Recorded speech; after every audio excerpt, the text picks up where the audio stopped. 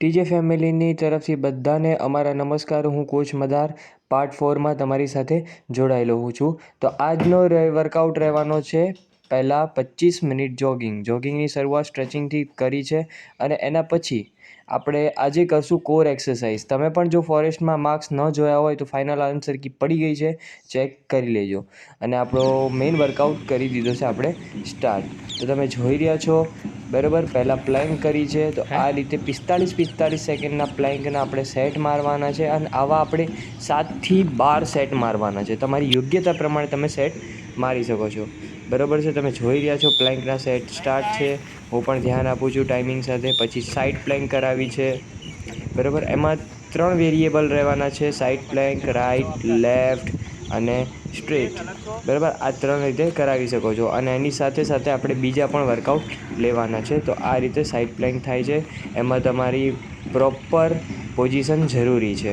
પછી બીજી સાઈડની પ્લેન્ક આપણે કરાવીએ છીએ આ રીતે બરાબર. તો પોઝિશન આવી જોઈએ. તમે જોઈ રહ્યા છો ઘણા વિદ્યાર્થી પડી જાય છે. જેની સાઈડ કોર મજબૂત હશે તે પરફેક્ટલી કરી શકશે બરાબર. ખાખી મેળવવા માટે શરીર તો મજબૂત કરવું જ પડે. તો આ રીતે આપણે પ્લેન્ક કરીએ છીએ અને એક વિદ્યાર્થી અલગ પણ કરી રહ્યો છે અને હાથમાં ઇન્જરી હોવાના પરિણામે.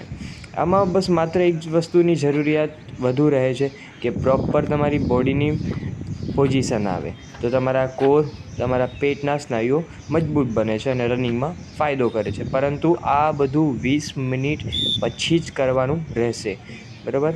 આપણે 3rd થી 4th સેટ કમ્પ્લીટ કરેલો છે અને તમે જોઈ રહ્યા છો હજુ પણ ઘણા વિદ્યાર્થીઓ ડક થાય છે, મતલબ કે એમનું સાઈડ કોર બહુ જ કાચું છે. તો એમના પર આપણે ધ્યાન દેવું જરૂરી છે.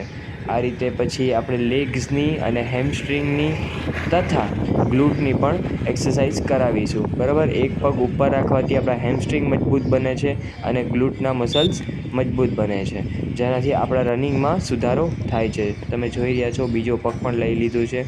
આ રીતે આપણે કરવાનું છે. માહિતી સારી લાગે તો અમારી સાથે બન્યા રહેજો. Thank you.